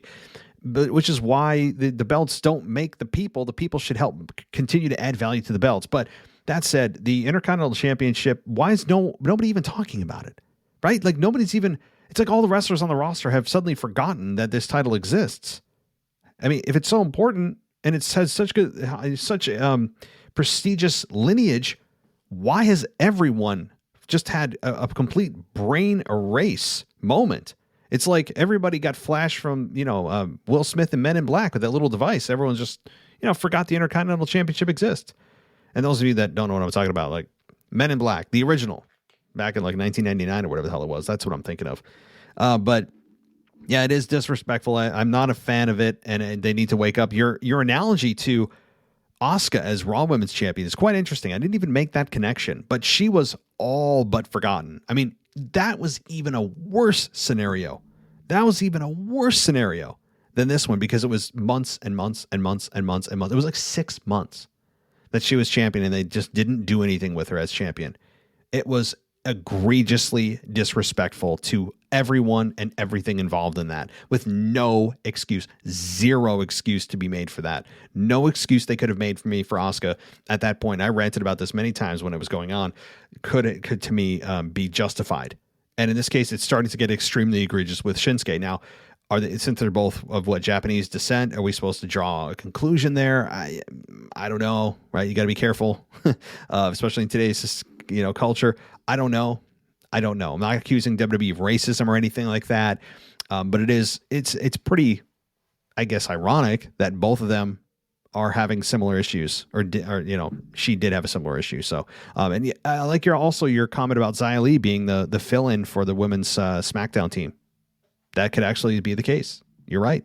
So, thank you, DJ, so much, and let's get to the next voicemail. Rant of a crisis. This week on Monday Night Raw, Becky Lynch cut one of the best of shoot-style promos, and it felt real. Her gimmick felt real for the first time since she came back. And right after doing all of that, the taste that was left in our mouths was her slipping back into the goofy, awkward, weird, Conor McGregor-esque character and putting Liv Morgan over. Trash. The current state of long-term storytelling and booking compared to AEW, trash. Full Gear right now is my vote for pay-per-view of the year, and it's right there next to Survivor Series. And while McMahon's so invested in winning over new fans and gaining new fans, he is doing the same thing he's doing with his talent. He is losing the old ones. Trash. And WWE keep ruining the surprises for us. Go ahead. This go-home show should have got me excited. This should have got me ready for the Survivor Series pay-per-view. But you've been so busy promoting pay-per-views past the ones we're certainly on, and shortening the storytelling, that it's absolute, you know it, you guessed it, say it with me, trash. NXT, they had the worst botch of the year. One of the greatest parts of NXT was a certain pay-per-view that only came along when the storytelling dictated it, when the characters dictated it, when the wrestlers and the mood and the motions and the emotions would dictate it. And out of nowhere, you'd have William Regal come out and scream the name of the pay-per-view, and it would bring goosebumps to my arms and every NXT fan. Well, this week, someone should be fired. Someone needs to be let go. Some talent needs to get cut from budget cuts, because not 20 minutes before the surprise that me and all the other NXT fans would be waiting for, there was a commercial break, and in that commercial break, they advertised ahead of time, before we even know it's coming, War Games in December. So when you get to the end of the NXT 2.0 episode this week, and all the girls are in the ring, and everything's getting chaotic, and when Io Shirai ends the show by saying War Games, it was already ruined. It was already taken off the table. The energy and the excitement was already robbed. That is grand theft, Mr. McMahon. And you know what that is? Trash. We shouldn't have to lower our standards. I refuse to be broken, and I expect better from WWE, especially in the current state of competition in professional wrestling. Von Wagner, yeah, you see him on Monday Night Raw? Yeah, we've been seeing him on NXT too. That is Vince McMahon's new golden child. That is his new Roman Reigns, so be prepared to have him shoved down our throats relentlessly with no reason. You know what that is. Come on. trash. Adam Pearce, pick a damn brand. The beef with Roman and Brock and that whole storyline, it was beautiful. It was perfect. And then you playing both sides for the Survivor Series on Raw and SmackDown. I'm not even going to go into it anymore because we know what it is. Trash. I slept through Raw. Trash. Resident heel. I'm going to acknowledge you one last time. The Resident Heel has been pulling his family into this. He's been trying to get the beef. He's been up and he wants the smoke. Well, I don't care if it's the Resident Heel's brother, uncle, third grade teacher, second cousin, local barista, best friend's third cousin, removed stepsister's ex-boyfriend that was related to some other random heel, or even the Resident Heel's pet gerbil. Trash. Just like your scrawny dancer Miz. Trash. And no match is going to ever be needed. Sorry, Matt, you'll probably never get to officiate it because it will never be needed. Because heel is not on my level. Period. And the difference between me and the Resident Heel is this. I am not a heel. I am not a babyface. This is not a gimmick. The simple difference between me and Yo is that when the crisis speaks, the people listen. Am I running a mailbag or am I running a subset of Monday Night Raw? I mean, do I have my own wrestling promotion at this point? Should I just be the booker? I mean, I don't know. I feel like I'm starting to have to manage talent or something. So, all right. Well, Owen, you got to respond to Crisis and continue to insult the creator of the show. But that said, Crisis. I mean, like I said, I think you summed everything up pretty well in one word. We all know what that one is. I feel like that could become a meme or something. Yeah, I feel like there's something there, right? Like maybe I can make that a soundbite where I just take your phrase of trash and just drop it in whenever something is trash that I perceive as such. So anyway, good stuff, Crisis. I mean, you're not wrong about a lot of that. The whole Adam Pearce playing both sides, and we're supposed to believe him on Raw, that he cares that Raw beats SmackDown, and then on SmackDown he cares that they beat Raw. It's just so ridiculous. The bottom line is this, and it just is so simple to survive to solve, is just drop the brand supremacy nonsense. Period. Yeah, it's very simple to solve. Nobody's interested, and I don't think WWE themselves are, considering again that they didn't wait, or they did wait until 2 weeks before the pay-per-view to actually promote the damn show. That says everything you need to say about what I think they're beginning to just realize, that this brand supremacy thing doesn't exist. Even in the fantasy world, it does not exist. It's just that's just a fact. So, Crisis, thank you for your passion and for your insight and for the overuse of the word trash. It is much appreciated. Thank you so much, brother. Let's get to our next voicemail. Hi, it's Kyle from Baltimore.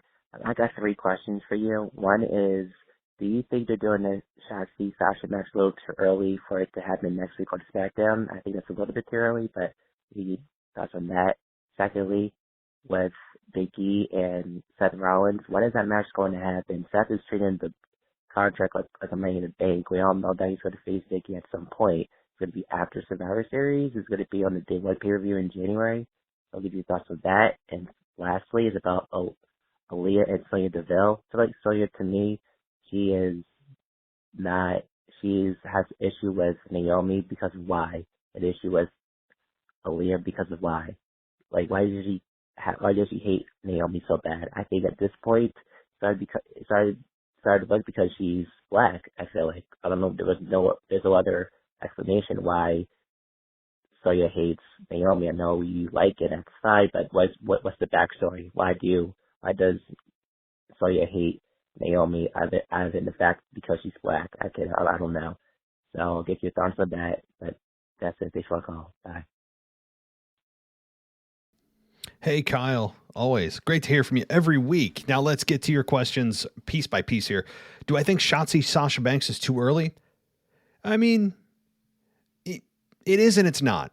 It is too soon if they have a conclusion to this suddenly. It's not too soon if this is just a stepping stone to their real match that's going to take place in maybe January 1st, which again, we're going to assume That's the next pay-per-view called Day One. That is the thing floating around. So we're going to go with that assumption and that the rumors are true that there's no December pay-per-view.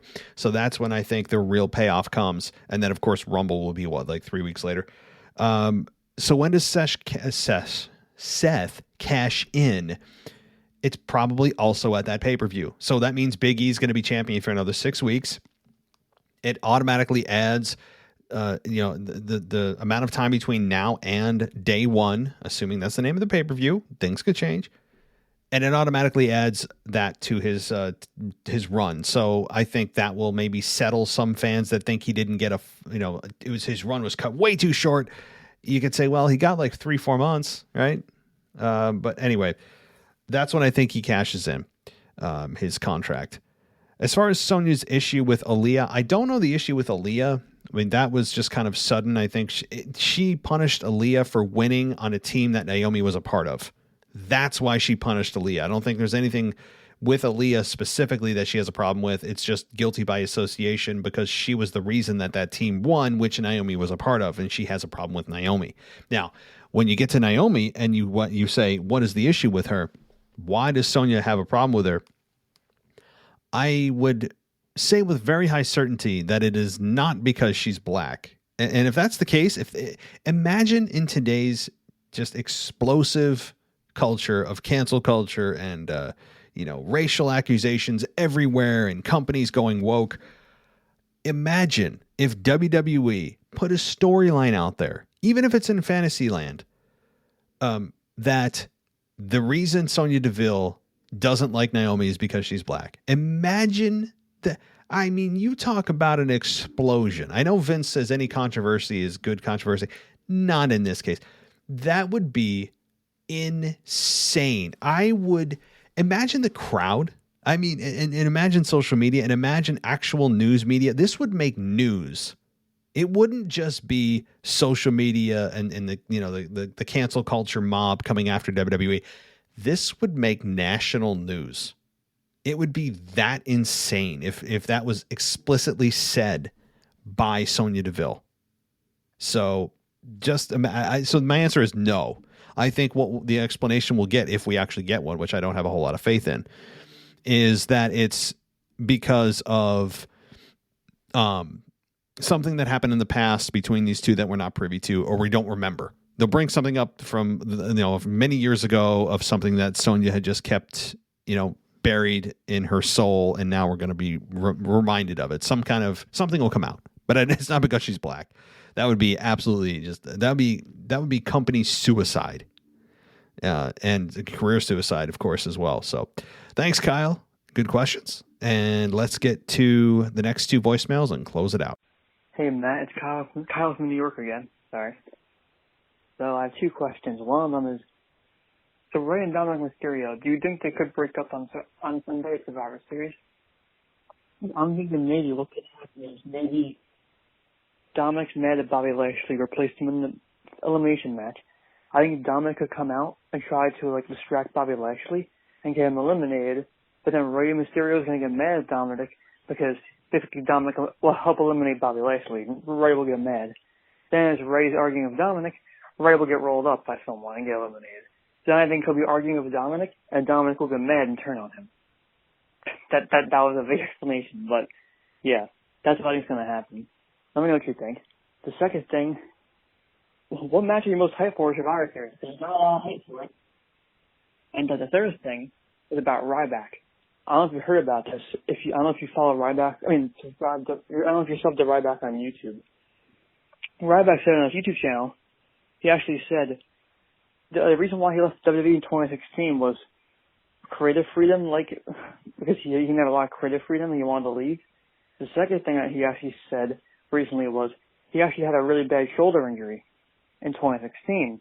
And he said now in 2021, it's finally starting to heal up. And he actually said, don't worry, I'll be back soon to wrestle again. He didn't say WWE, but he did say, I'll be back soon, don't worry. So where do you think he could go? Do you think he could go back to WWE? Do you think he could go to AEW? Maybe even Impact? I don't know. Any wrestling promotion. Where do you think he can go? And you believe this is true, or is it trolling fans? Or could it be like a CM Punk return? Obviously not as big as CM Punk, but could it be a return similar? Anyway, that's it. I know Survivor Series is this Sunday, so Survivor Series this Sunday. I hope everyone enjoys it.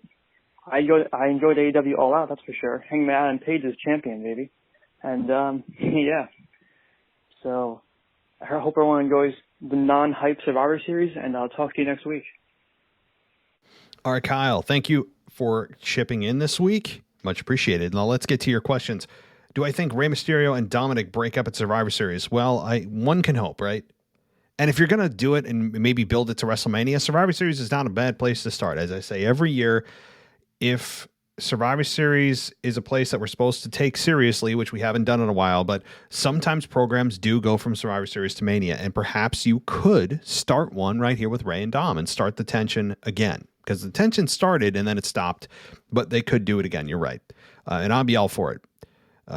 Okay, who am I most excited to see? What match at Survivor Series? I mean, it's Becky Charlotte. I know that's not an interesting selection because everybody's choosing it because there's a lot of real life stuff going on, or at least perceived real life stuff going on. So I don't know if it's a worked shoot or whatever there's so many layers to this. I'm going to go with it's all real because I like to believe that makes it more fun. And Becky and Charlotte, I think, are going to be not only they have great chemistry and are going to get an excellent match, hopefully, but you do wonder if there's going to be any extra liberties taken. That's the most interesting part of this, and the stuff they say to each other off camera or like off mic, right? So that's to me. As far as Ryback goes, look, I think that if what he's saying is true, and I do believe him, that his shoulder injury is healed and that he is going to be back soon, I don't mind if it's back to WWE. In fact, I don't want to see him in AEW. I think AEW is not the place for a guy like that. He is a corporate creation. At least that's how he feels. He feels very WWE to the core. And also, him and CM Punk, last I knew, didn't get along very well with everything CM Punk said. I know it was 7 years ago. Maybe bygones are bygones and water under the bridge, as they say. But I don't think AEW would be a good fit for Ryback. Now, he could have Impact, or he could just be trolling us. But if he's coming back to wrestling, I think WWE is the place to go for him. I think it's a much better fit there. So thank you so much, Kyle. Let's get to our final voicemail for the night. Hey, man, it's Justin from Maryland. I just want to touch on a couple of topics that I had in mind. So first, I want to touch on Team Smackdown. Who do you think is going to be that last member? Because I'm just trying to figure out where is Sheamus? Like, Sheamus we haven't even seen him since the draft. Red Holland, he's, cut a promo about maybe working with him, but we haven't really seen Sheamus, and it would have been nice to have him on the team because things like Team Raw, they're definitely a better team, I would say. So who do you think is going to be the fifth member? And, yeah. Next is Shinsuke Nakamura. I definitely think it's time to take the IC belt off him because, I mean, he's honestly been losing matches. He lost that tag team match to Happy Corbin, and then he just got pinned this past week. So I think it's time to take the belt off him. He's not really doing anything for me at this point. I thought that they were going to go with Happy Corbin, maybe taking the belt off him. But that feud, I mean, they haven't interacted since that tag match, since I think it was Halloween. So it's definitely time to give the belt to a heel. Maybe Sheamus or, I don't know, Happy Corbin. I don't know. But, yeah, I definitely think it's time to take the belt off him. And I enjoyed Seth getting the win. Oh, this is what I want to touch on. I feel like RK Bro, they're definitely planting the seeds for a breakup because Riddle keeps, doing things that Orton doesn't want him to do. Like, he keeps trying to save other people that's not his team, and Orton's telling him that, only care about the titles. So either Orton is going to eventually get tired of him, or Riddle is just going to be like, all right, I'm tired of you talking to me this type of way, I'm going to do what I want. So I don't think it'll be in the next month or two, but it's definitely coming soon because I don't see who can take the belts off them right now. I thought it was going to be Angel Garza and Humberto, but they're on SmackDown right now, so I don't know. It's definitely not going to be the Dirty Dogs. So, but that's it, man. I can't wait to hear your responses, and kind of looking forward to a Survivor Series. I mean, some of the matches are going to be good, but, I mean, you know, the bill was just terrible. So that's it, man, and I'll talk to you next week. Hey, Justin. So I was laughing during your response to say, well, your comments about that you're kind of excited for Survivor Series. I got to say that is probably the most excited I've heard anyone describe about their anticipation for Survivor Series. And it's really sad when the words of "I'm kind of excited" are the highest the bar has been set for people being excited for Survivor Series. This is just an absolute atrocity of Survivor Series. It's a criminal act. Someone needs to be brought up on criminal charges for how badly Survivor Series has been damaged as a whole. Okay, so let's get to your questions. Shinsuke needs the belt taken off. Yes. I mean, I went through that at length over the last hour and a half or so. So I'm not trying to dismiss you at all. I mean, I just don't want to repeat myself. But yes, the short of it is yes. Like, let's either do something with Shinsuke or let's take the belt off him and give it to somebody or someone that WWE is actually going to do something with. It's pretty egregious at this point. Your question about who is going to be the last member on SmackDown on the 5-on-5 men's elimination. You're right. Sheamus, to me, the more that I think about it, is the perfect fit because Raw does look very heavy in terms of star power. The favorite is Raw on paper anyway, and Sheamus, I think, would help balance that out. Now, what happens with Ridge Holland? Is he really just trolling Sheamus? Does he actually want to help him? Who knows? So Ridge Holland could make an appearance at Survivor Series, but right now Sheamus is a good fit in that slot to come back. It feels like Sheamus has been gone for quite a while. So, and Lord knows WWE needs star power. So, the breakup of RK Bro is interesting. You're right. It's not going to happen in the next month or two, but if you're going to have, and I think the ultimate goal is right now is as far as WrestleMania goes, is maybe Randy Orton versus Matt Riddle. Maybe. And if that's the case, then maybe you're right. Start planting the seeds now. Don't do a full break. Just kind of plant some deception, plant some kind of moment where there's are they going to turn? What's going to happen? Who's going to be the one to turn heel? And plant that, and then, go away from it for a while. Everything looks hunky-dory, and then you revisit it again, and the crack gets bigger and bigger and bigger, and then there's an eventual blowout, which leads to WrestleMania. So I don't think this is going to happen. The breakup's not going to happen until probably after the Royal Rumble, or maybe even at the Royal Rumble, and then leading into WrestleMania, of course. So that is, to me, the best guess that I have. But I'm enjoying RK Bro right now. Riddle not listening to Randy has been kind of it's been par for the course the whole time.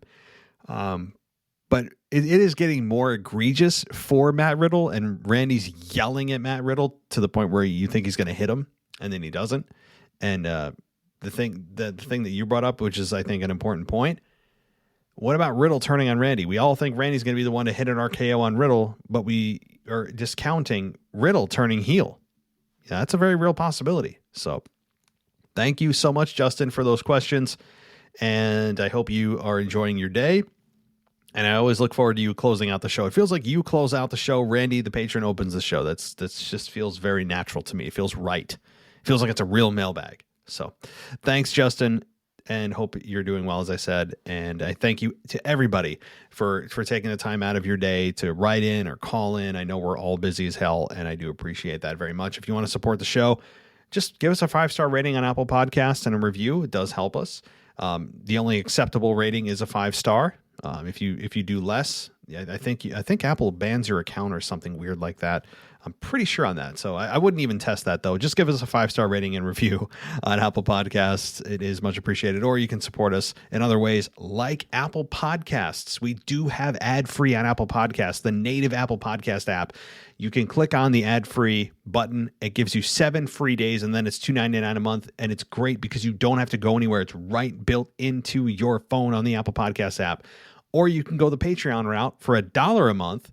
You can download Patreon, and you can get us there and go ad-free, get a shout-out on the show, and also the Discord server as well. So people are loving that Discord server. That was one of my more one of my more, I guess, genius ideas, which wasn't even my idea. I actually just saw what other wrestling podcasts were doing, and I was like, hey, that's a damn good idea. And here we are. So I plagiarized that idea. I'm not even going to pretend I came up with it. So, all right. Thank you, everybody, for being on the show, for taking the time out. This show exists because of you. And I'll be back Saturday night with a co-host to preview the entire Survivor Series pay-per-view.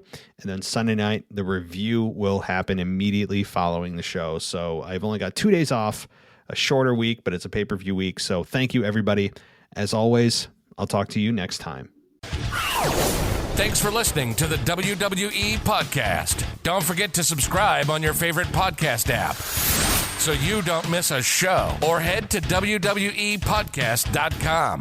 And for all of these shows ad-free, head over to patreon.com/WWE Podcast. Until then, we'll see you next time.